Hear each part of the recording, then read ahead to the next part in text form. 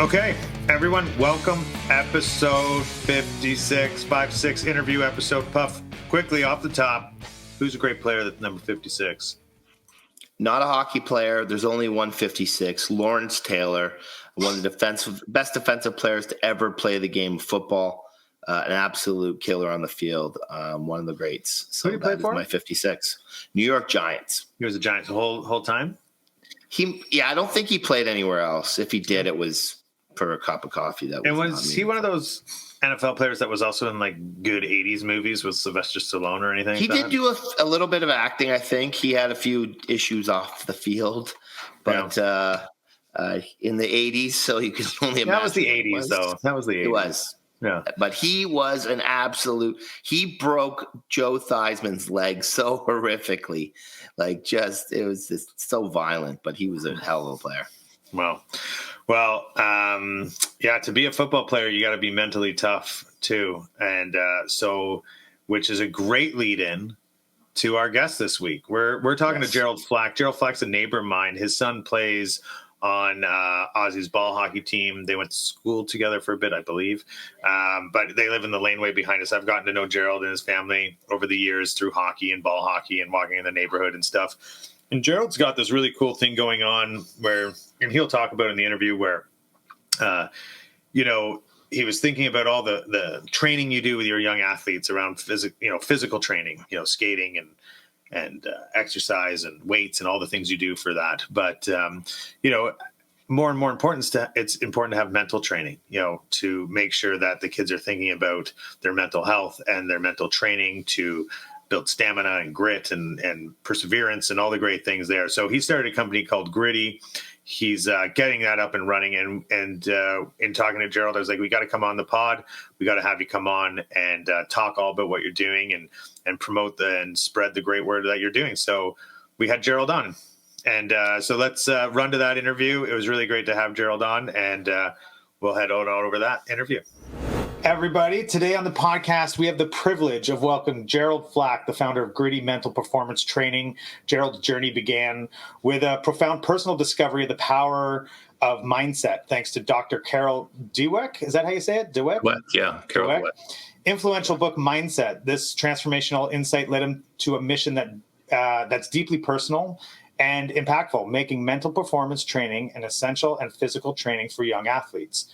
So as a certified mental performance coach and dedicated father of kids in the G, Gerald has seen firsthand the importance of nurturing a strong mental game alongside with physical skills. So through his work with Gritty, Gerald aims to equip athletes with the tools they need to develop limitless mindset, one that empowers them both on and off the field, or in this case, the rink. His dedication to mental performance training is not just a career, but a calling, and his innovative Gritty app is designed to help young athletes unlock their full potential and lead richer lives. So with that, Gerald, thanks for joining us on To the Rink today. Thank you so much. I'm thrilled to be here. Yeah, good. So before we jump into Gritty, why don't you give everybody, all the listeners, just a little bit of background of who you are and sort of maybe talk a little bit about having some kids in the G. For sure, yeah. Well, as you mentioned, my own personal discovery started about 4 years ago with that book Mindset. And it really opened my eyes to the fact that I had been kind of living my life with a lot of limiting beliefs, and switching over to a growth mindset from a fixed mindset started my kind of personal journey on getting healthier, getting better, stacking up good habits.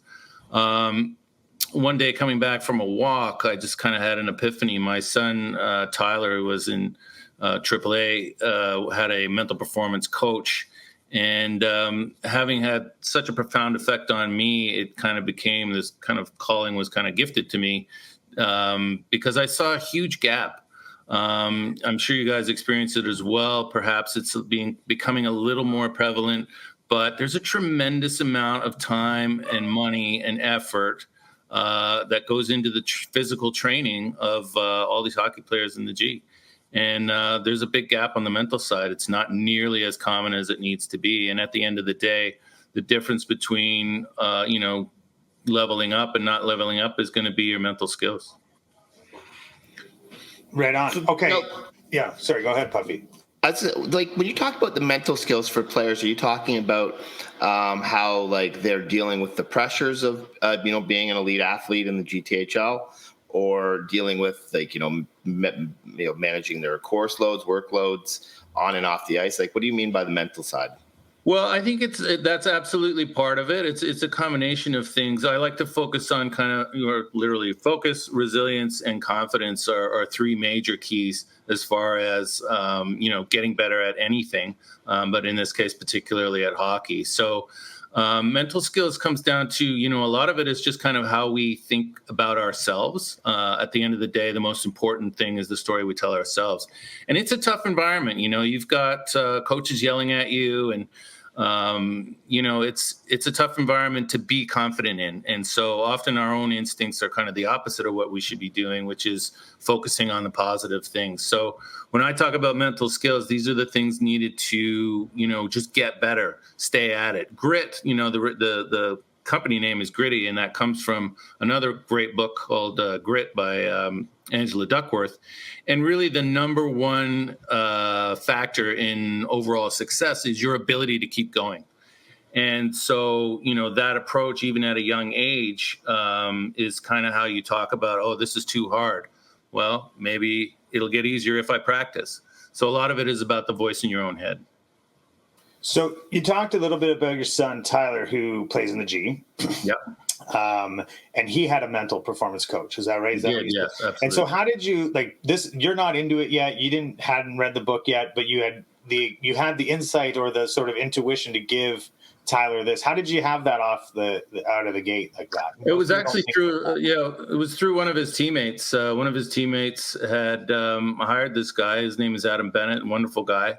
And he was an ex-NHL player and now deals specifically or exclusively in the mental performance space. At the time, I think he's working with some younger kids now, but at the time, Tyler and his friend were the youngest people that he was working with, because generally his experience was in correcting problems.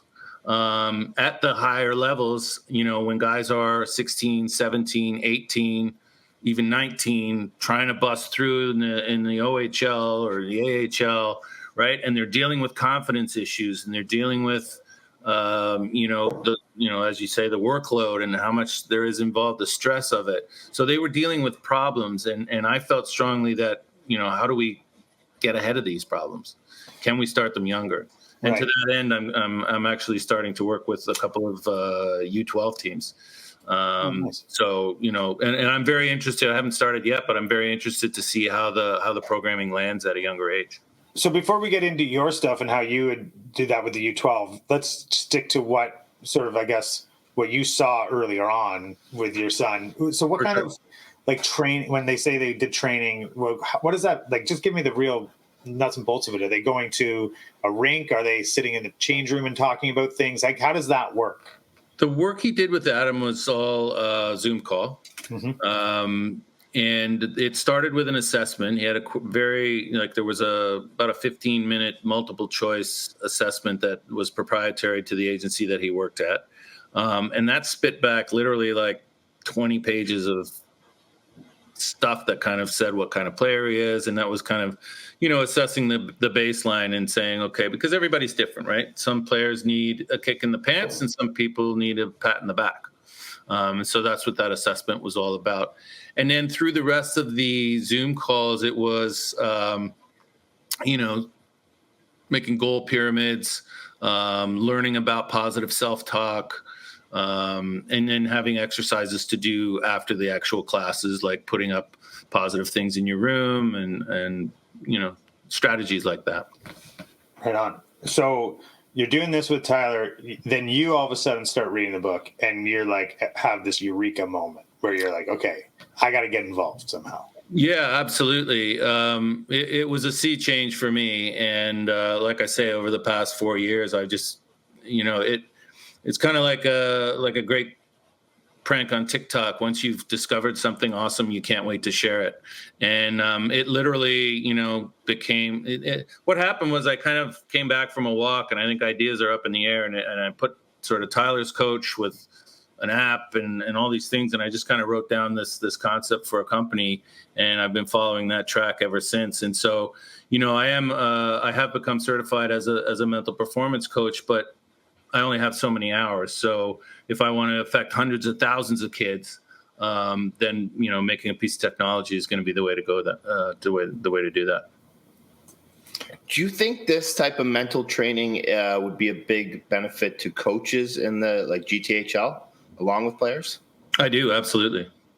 Absolutely. And even just understanding better ways to work with players.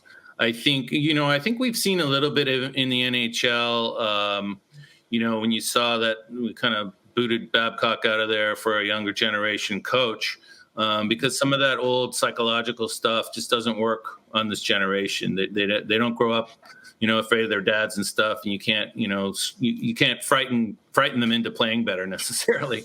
No. So there's different ways to deal with it, and one of those things is focusing on the positive. And we've all seen kids get reamed out for making mistakes. Well, the reality is they need to be encouraged to make mistakes. The reality is that the players who make the most mistakes also make the most plays. So, and that fear of mistakes is actually holding them back from developing. So that kind of knowledge absolutely is valuable to coaches to kind of understand if they really want to get the best out of their players. Sometimes the approach is different than what they grew up with. Right on. For sure. So you talked about stacking up. You said stacking up good habits was one of the things you said. So you're going into this U12 team and you're going to start supporting them. What kind of things are you going to be telling them are like good habits to start stacking up? What sort of insight do you give those kinds of teams to do that? Well, what I'm going to be doing, I'm going to be doing in person some of the foundational learning, really just understanding the difference between a fixed mindset and a growth mindset, and really kind of helping them to kind of flip that switch in the way they speak about things and the way they think about things. And then I will be using the app as a support, because my experience with in-person trainers that we've had on other teams too is they're great when they're there in the room, but then you don't see them for another 3 weeks, and who knows if the kids are doing anything afterwards. So the app is a great support for that, because the 4 foundational pillars, and I will say the app is in an MVP status, which means minimum viable product. So it's very early stage. There's a lot of issues with it still, but it's enough to start getting used. And there's 4 foundational parts of it. There's the learning and understanding of, what is a growth mindset, a little bit of brain science, the why we do this, and then trying to stack the habits of meditation, visualization, and affirmation. And these are 3 very, very powerful tools that are used by a lot of pro athletes. There's more conversation around it now, so you're starting to see it become a little more obvious than it used to be. And we basically start very, very slow. So meditation really starts at 1 minute a day. And then we slowly build that. You don't want to throw too much at anyone at one time. So, they call it kind of, tiny habits. So you start small and kind of build that. And ideally, my fundamental belief is if a coach can get 80% of the players to do the work 70% of the time, they're going to see a noticeable improvement after probably a few months. But just because everybody's attitude will get a little better, they'll start practicing a little differently, especially when they know they're allowed to make mistakes. They'll be a little freer. So I really think they'll see a difference. What do you think would be the earliest you would suggest kids start to get into this kind of mental preparation? I don't know the answer to that yet. I'm going to start with these guys that are 11. And we'll see how it lands. Now, the app is, you have to be 13 years old to have your own account on an app, but there definitely is a parental portal if parents want to sit and do some of the work with them. And it's good for parents, too, to understand better ways to treat their athletes. As a matter of fact, as you mentioned, is it good for coaches? It's good for parents, too. I think parents oftentimes have the opposite instinct of what we should. The car rides home, where we literally only talk about the mistakes they made, which is the exact opposite strategy, and we just need to ignore those. Don't do that. Yeah, don't do that. Okay. It's hard. I know. Yeah, because the reality in this and any other mental performance stuff is what you focus on expands. So if you are always talking about problems, you're actually going to create more problems. Okay. And that's one of the lessons for the kids too, that, you know, just like focus on the things you're doing right. Yeah. No, that's good counsel. I think that's really spot on. And I think as a young athlete or a young kid, even if not an athlete, it's good advice. I think For sure. I think it is the way you got to look at those things and make mistakes. And that's the only way you learn. And, you have to learn from those things. And, some lessons are taught, other ones you have to go through. And so that makes all sense. So let's talk about the app. Can anyone download the app? If someone's listening to this and interested, can they download the app and participate? How does that work? Absolutely. Yeah.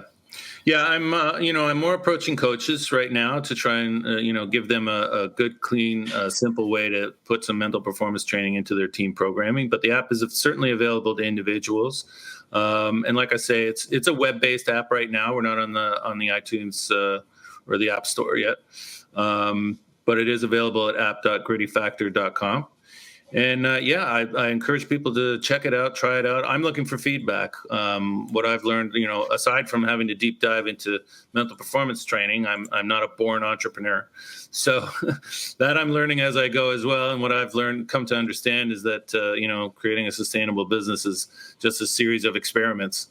So what I need now is people to use the product and give me the feedback I need to make it better. Right on. So so what's the address for people to check it out again? It's app.grittyfactor.com. Okay, good. We'll do it again at the end. But yeah, so if you have time and you're interested in this, check that out. That would be something that'd be great. And through the app, you can give feedback. Is that correct? Yeah, there's a once you're signed up, we'll start communicating, over emails and things like that. You can check out the overview of the product, and there's some messaging for coaches and for players at grittyfactor.com. And then you can download the app once you check that out. So this is generally new thinking, like if we're being honest, right? I mean, it's old habits, it's right ways to look at it, but really when you think about putting your kid in sports or giving your kid like something to do, you're usually thinking of join a soccer team, join a hockey team, do karate, play drums. You're not really thinking, while you're doing that and practicing that, you also need to practice, how you're approaching and thinking about it that way, right? So it's generally new, right? Yeah, I think I think some of it goes back a little farther, but I think it's now becoming more incorporated. I think as everybody's looking for an edge and something to, gain a leg up or increase their competitiveness, I feel like everything's been ramped up. I don't know about you, but when I was a kid, my parents didn't even come out to watch half the time, leave alone have arguments with the coach about my ice time. So everybody parents seem hyper interested in success these days. So there seems to be a little more interested in it. And this is definitely something that can give you an edge. It's also, there's more research coming out about the value of it. And with the proliferation of social media as well, we're seeing the occasions. I don't know if you've seen goalies like sitting up in the stands before games looking around, right? And there you see, okay, there's a great example of somebody visualizing. Meditation sometimes carries a little bit of baggage around it, but then you see LeBron James, eyes closed. You see NFL players and you can hear their self-talk. So we're starting to see it kind of becoming a little bit more noticeable, I think, as a tool for improvement. How do you balance the physical and mental aspects of training when working with athletes? Like, do you think that mental training like this should be something they're doing daily, or is this something that they're kind of doing once a week to sort of check in and make sure their mental health is good? I think it's daily. I think it's most effective when it's daily. Like I say, with the app, we try and get those at least 3 foundational habits going. But at the very least, I think if you're some kind of mindfulness will help you with resilience and focus, and especially in today's world, we've normalized excessive screen time. So that has really kind of chipped away at focus and resilience. I was surprised the number of occasions I saw 14-year-olds crying in hockey. Like I think when I was 14, if you were crying, you better do it where nobody can see you. Because Sure. but again, I think the emotional resilience has been chipped away at. So things like meditation can certainly help with that. But visualization, I think, is probably one of the most powerful things.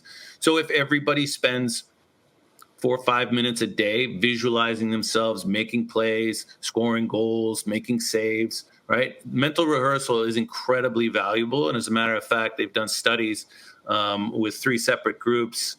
They've done a number of them. I'll use the basketball one. One group didn't practice at all. One group practiced shooting hoops in real life. The other group practiced sitting in a chair with their eyes closed, imagining shooting hoops. The group that only imagined shooting hoops improved almost as much as the group that was actually shooting hoops. Wow. Yeah. So you're saying combining those two things, so actual shooting the hoops, and then taking a moment when appropriate to sit back and envision the game, envision shooting hoops or whatever it is you're doing. Absolutely. Tying those two things together, being in the center of that Venn diagram is really the sweet spot of what you're trying to, For sure. I mean, look, everybody on a hockey team's already going to the real practice. If you're going to the real practice and you're doing 5 minutes of that a day, you're going to get better than the next guy. And obviously this is helpful off the ice too. Like if you're, Absolutely. I think it would be something to help build going back to your common 3 things, which was, focus, resilience, and confidence. I mean, that's great in school. That's great when 100%. You're trying to talk to the opposite sex. That's great when you're going into your career. It's like all these things, is to have that sort of confidence and help build up the mindset of these kids. Absolutely. And honestly, that was really my inspiration because I wasn't much of an athlete as a young person. But, I suffered from a massive lack of confidence, and I realized how much that probably had held me back for most of my life. And so the opportunity to give that to as many young people as possible so that they can, make mistakes, feel free to try things. There's so much on the other side of fear that is good for us, but we're too afraid. Like the saying goes that often what you really want is on the other side of fear. And so to give that to kids, I think is invaluable for everything from school to relationships to work and sports. Of course, sports is the way in. Sports is the way in because I think people in sports are more naturally inclined to do something that will improve their performance. So looking ahead, so today you have the app. You want feedback. You're testing it. You've got some U12 teams you're going to work with this in the current month or the next couple months here. What's the next? What does the year look like for you with Gritty? Where do you hope to take it, and what sort of reach do you want to get with this? Well, at some point I want to make some money on it, and that's going to require a lot of users. So right now I just want to get as many people kind of using it and getting the feedback so that I can hopefully get the next version going and improve the product. Longer term, my goal is to normalize mental performance training, and that the app will be a big part of that. But I think there'll be other technology that we haven't even invented yet that can absolutely help with that. I'm thinking about, screens that could be in your mask or on your gloves, reminding you to breathe, things like that. There's all kinds of things. But I want to make mental performance as common as physical performance. I think it should be part of every single program. And I imagine, an absolute generation of unstoppable super athletes. Like we already see generationally new things happening. We see with the Michigans and the kind of goals that guys are scoring now. Imagine if everybody in the GTHL had that kind of mental fortitude. Like it's insane to me. Yeah, that's interesting because this could be the next. Because you almost look at some of these young athletes in hockey that their physical skills are getting to a point where it's like, how much better can they actually get? Right. But if the mental side could be the thing that takes them to that next level and makes it even the sport even greater. Absolutely, and the early adopters will see the benefits. As you say, like if you show up to a U18 junior A tryout or whatever, there's 150 guys there that are within 2 or 3% of each other on the physical side. It's the guys that have the mental skills that will move forward. I was just about to say, I think, I've heard that about some of the great, like the more recent greats, like Connor Bedard or Connor McDavid or Sidney Crosby. When you talk to people that are in their circles, you always hear like they're just kind of built differently. They're really focused. It's a different. They're obviously great athletes. They obviously put in the physical activity. They obviously put in the practice. All those kinds of things. But whenever you talk to someone who's around them, they're in their circle, they're always like, yeah, but their mindset's different than most of the people they're around with. And people believe that that's a natural thing, that confidence is something you have or you don't. And that's the big part of adopting a growth mindset, is understanding that confidence can be built, that mental skills can be trained. And that's the whole point of building in these habits. When you say good things to yourself every single day, your brain literally will rebuild pathways to make you believe that. And that's why I say, your personal beliefs have a tremendous effect on what you do and how you act in the world. And so taking that time to train your brain, some people do have it naturally, but not all of us do. Some people have to work a little harder at it. And you know what? The training, it makes a difference. Cool. How did your son, Tyler, how open was he to the mental side of training? Well, I'm going to be honest. It's still a struggle. Getting teenagers to do anything good for them is a massive struggle. But it was very effective, but I'm still trying to get him to do it. It's, when it works beautifully. When you see that confidence out there, but it's simple, but it's not easy, is what I always say, right? Like it's a simple thing to do, all this little bit of training, but it's not easy necessarily. He's now, he's actually with the Thunder. He's playing a year up with the Thunder, and I'm hoping that this is a season that'll give him a lot of confidence, that he's playing with a little more freedom. Last year was a rough go, so it's. But I keep encouraging him, and he does have some things up in his room to remind him how to start the day, and some positive affirmations, and I'm always texting him stuff like that, and forwarding lots of Instagram posts with other athletes, preaching the word. That's good. Good for you. That's a good dad. That's good on you. Like that self-discipline really layers in at all. You have to have self-discipline to go to practice. You have to have self-discipline to do mental training, and I think that's true against anything you want to do. Yeah. So that's what we're trying to build into the app. And, again, like I say, I'm in early stage.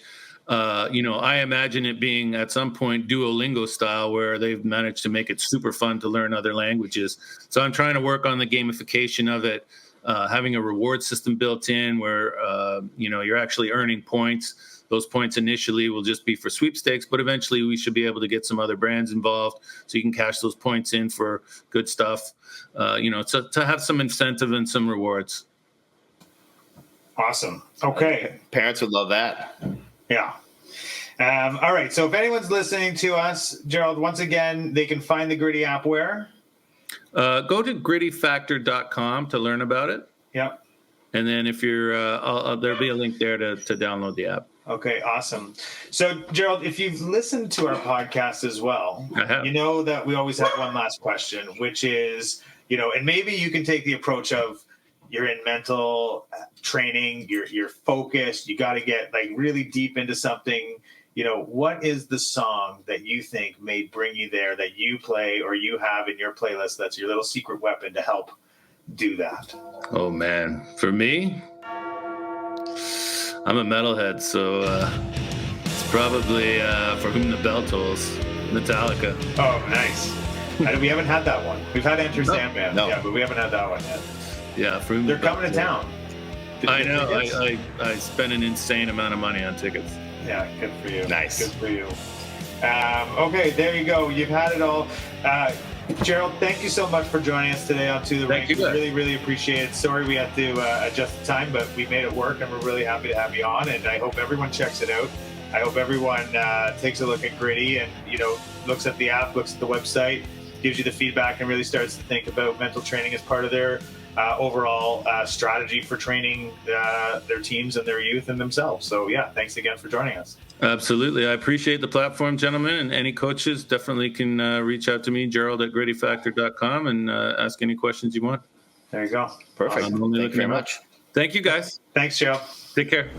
That was great. Gerald was fantastic. And the importance of, like, I mean, obviously your physical training as an athlete on the ice is huge, on and off the ice. But the mental side of the game is really becoming more and more important for kids and young athletes. And Tanya, actually, with their EastEnder Ticats leading up to Silver Stick, she actually had the EastEnders organization sort of is trying this pilot program, and they arranged for a mental strength coach to come in with the team, and we actually he came in and did a session with the boys a couple weeks before Silver Stick, and then he did it the Friday of Silver Stick with them again. And I think it really helped. I mean, we did win the Silver Stick, so you can't say it hurt, but A strong correlation. I think the kids got a lot out of it, and dealing with the mental challenges of being an athlete and trying to achieve things that you haven't achieved so far. So, great work being done by lots of people. Yeah, well, good stuff. And it was really interesting to hear Gerald talk about his journey, what he's doing. So if everyone's interested, you can check him out at Gritty. And look that up. It's a wonderful thing he's doing. And so all the best to Gerald. Thanks for coming on the pod. And other than that, I think that's all we got this week. Puff, anything else this week? You good? Yeah, all good. Yeah, we'll see you later in the week with next one. Next edition. All right. Well, with that, thanks everyone for listening. We really appreciate it. Follow us on YouTube, Instagram, Apple, Spotify, all those places. Obviously, you know where we are. Tell your friends, share the word. We appreciate it. Stoff, thanks so much for everything you do. And everyone else, all the best to you this week in the G, and we'll see you soon. Thanks.